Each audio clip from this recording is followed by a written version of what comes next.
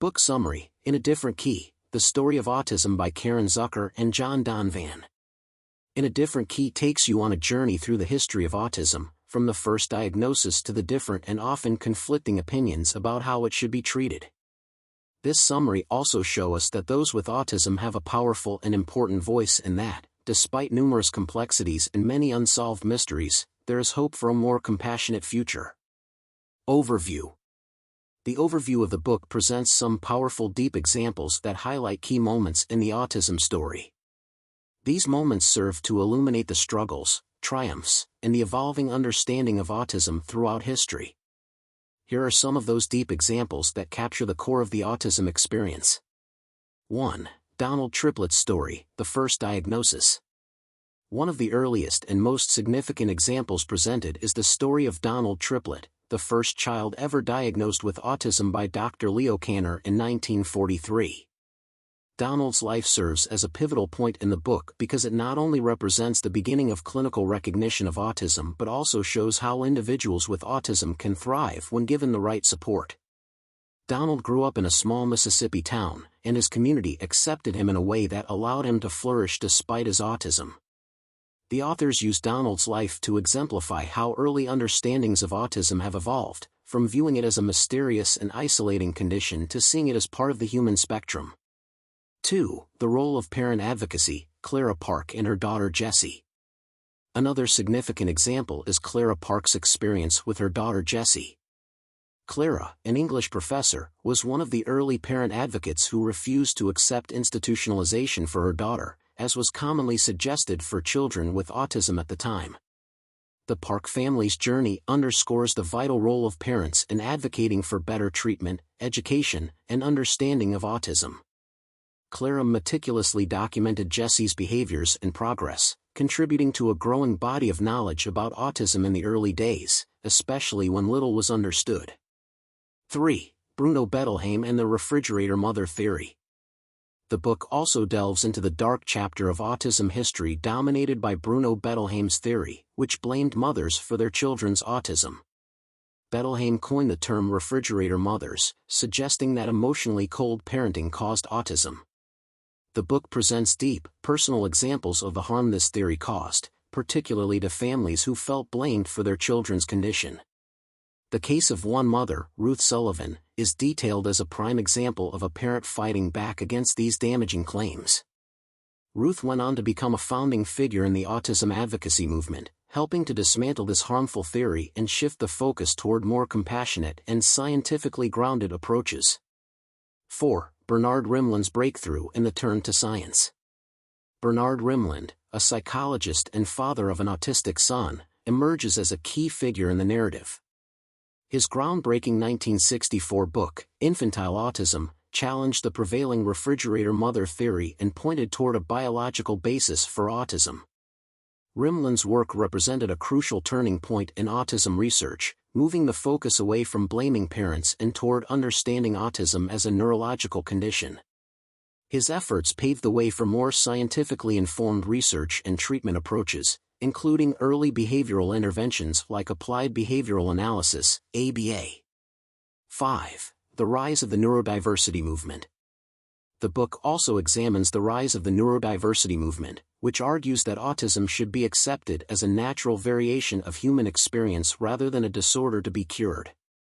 This movement is exemplified through the stories of autistic self-advocates like Temple Grandin, who has used her unique perspective to contribute to the field of animal science, and Jim Sinclair, who famously wrote the essay Don't Mourn for Us, challenging non-autistic people to see autism from the viewpoint of those who live with it. These stories show a shift in societal understanding, where autism is seen not as something to be fixed, but as part of the spectrum of human diversity. Narrative reflections. Through these deep examples, the book provides a rich, emotional narrative about the history of autism. It moves from a time when autism was poorly understood and often stigmatized to a present where there is greater awareness and advocacy, but still many challenges.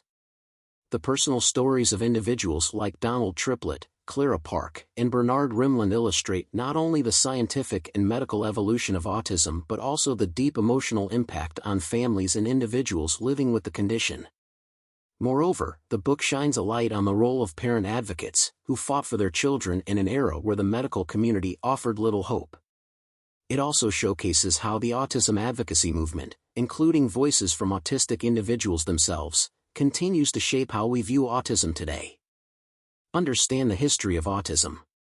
In 2007, on a bus in New Jersey, two men began to harass an autistic teenager.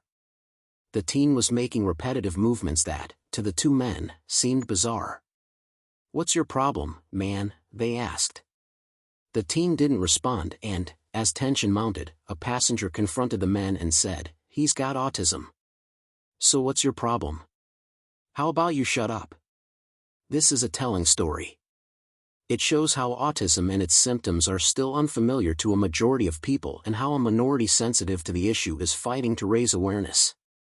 A lot has happened since autism was first used as a diagnosis in the 1940s. Today, the diagnosis is better understood, but it's also more widespread. These summaries trace how views about autism have changed over time and which aspects are still debated today. The American medical community has a dark past when it comes to the mentally ill. Different societies have had, and continue to have, different responses to mental illness. In 15th century Russia, for instance, mental afflictions were thought to stem from the divine touch of God. The mentally ill were looked up to as whole fools and enjoyed the protection of their community. This is quite different from how early 20th century American society viewed mental illness. A telling term, mentally defective, was used to describe the mentally ill, and the general consensus was to purge, not protect, these people. The term defective was coined in 1902 and applied to anyone with any sort of cognitive abnormality, epilepsy, Down syndrome, traumatic brain injury or any other affliction of the brain. The general treatment for these people was to hide them away in institutions. Despite its current negative connotations, defective wasn't intended as a cruel or derogatory epithet, it was a purely clinical way of indicating abnormal functions. Similar clinical terms were also introduced at this time. The term idiot meant that a patient had the mental capacity of someone under the age of 3, imbecile denoted the mental equivalent of a child between the ages of 3 and 7, moron, the equivalent of a child between 7 and 10. Another unfortunate part of autism's past was the eugenics movement. Eugenicists believed that only the fittest people should breed. Anyone with a genetic or mental disability was seen as a social menace, capable of interfering with humanity's pure lineage and thereby undermining its glorious future. Such a menace was best removed from the equation. During the 1920s, this philosophy was quite popular among doctors and biologists, and even among politicians like Theodore Roosevelt. It was promoted in the classrooms of Harvard and Yale, in the pages of the New York Times, and by social activists like Margaret Sanger, the founder of Planned Parenthood. Around this time, 17 states ended up legalizing forced sterilization, and there were others that wanted to take it a step further. In 1942, neurologist Robert Foster Kennedy wrote an article in the American Journal of Psychiatry that endorsed the mercy killing of what he called nature's mistakes. Donald Triplett was a landmark patient in identifying autism. It's hard to imagine the suffering of parents who have a young child who appears to have an illness but whose symptoms stump all the doctors. In 1933, Mary and Beeman Triplett, a respected Mississippi couple, found their lives upended after the birth of their son, Donald. From the very beginning, Donald showed signs of peculiar behavior, especially when it came to language. Instead of the number 6, Donald would say hexagon, and he would use the pronouns you and I interchangeably. Especially troubling was when Donald began repeating words like business, trumpet vine and chrysanthemum for no apparent reason. But Donald was also extremely precocious.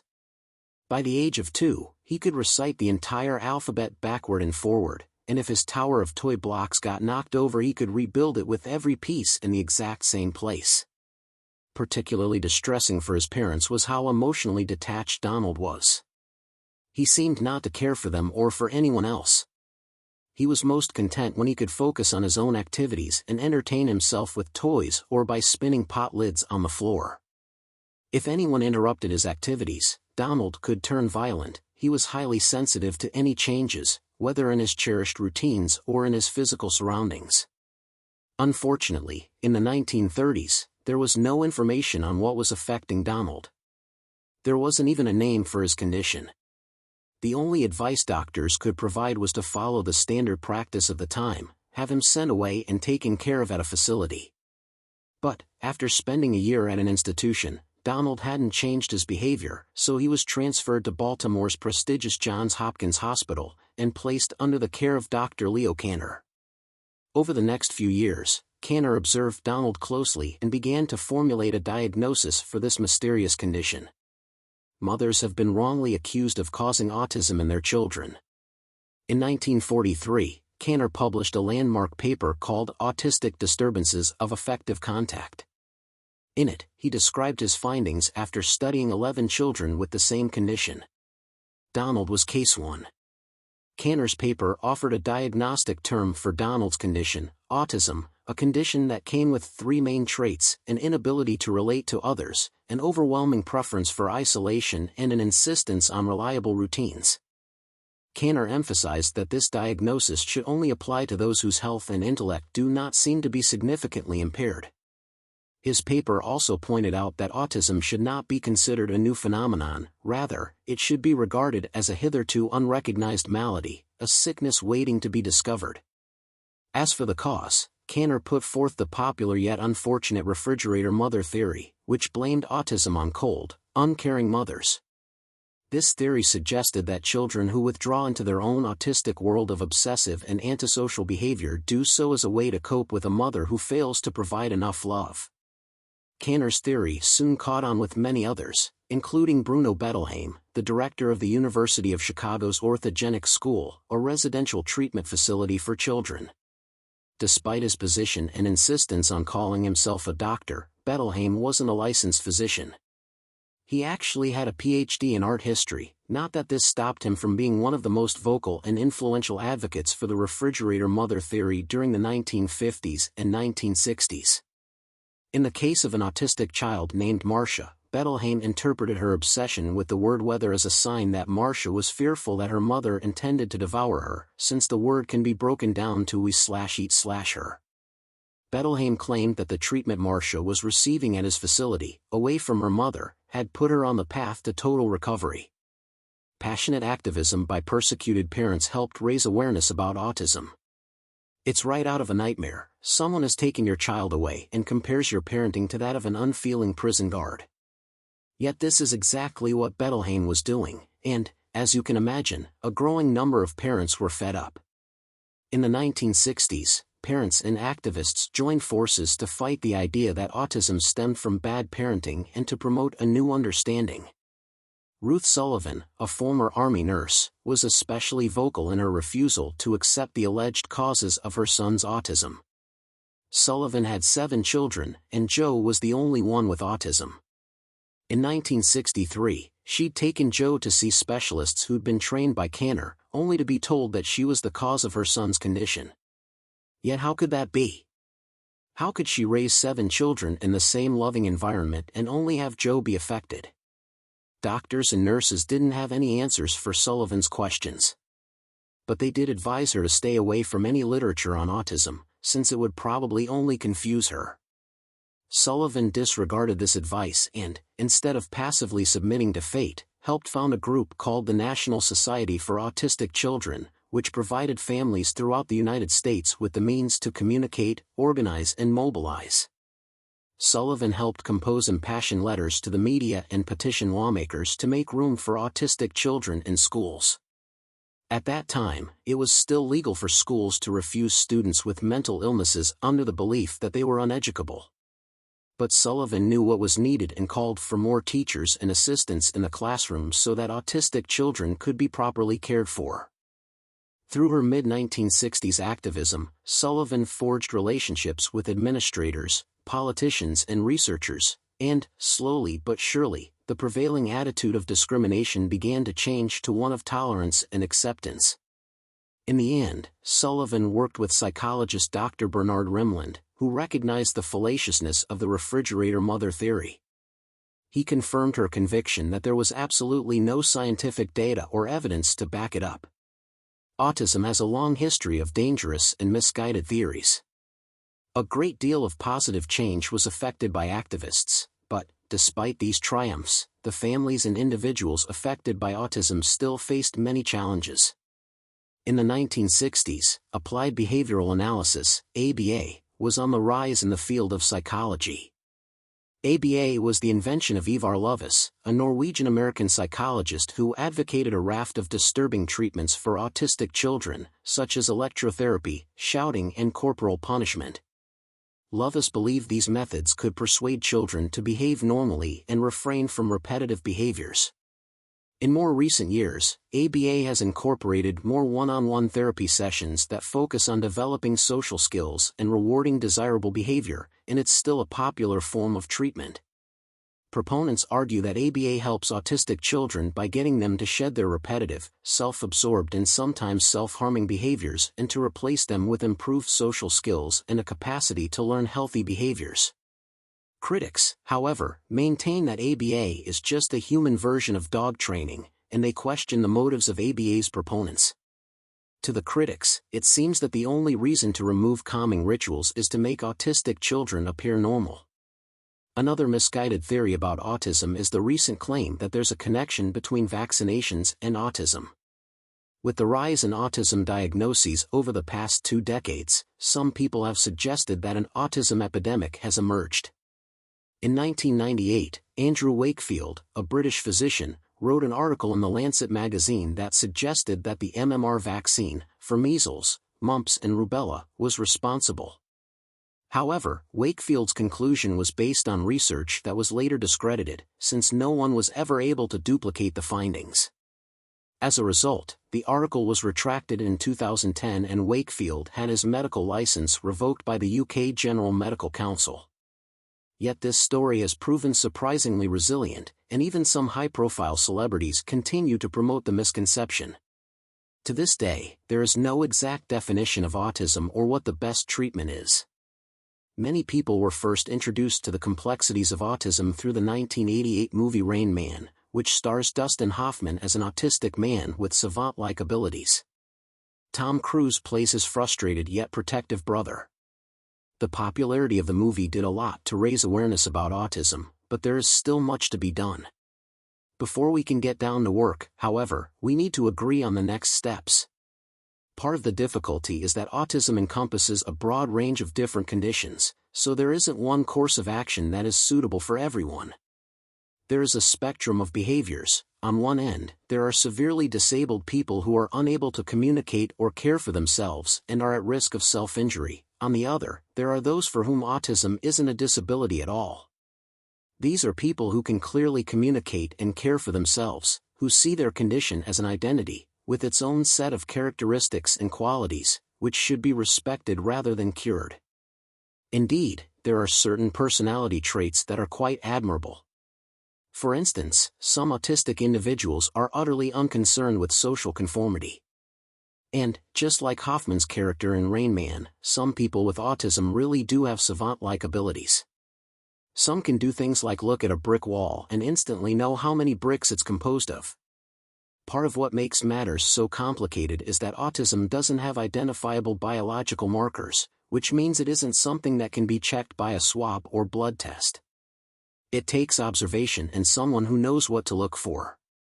Clearly, more understanding is needed, and there's one thing we can all probably agree on: cruelty must be confronted and stopped. Though we don't fully understand autism, and may never have a definition that covers all cases, we can open our hearts and continue searching for a better tomorrow. Conclusion: autism has a long and complex history that continues to mystify.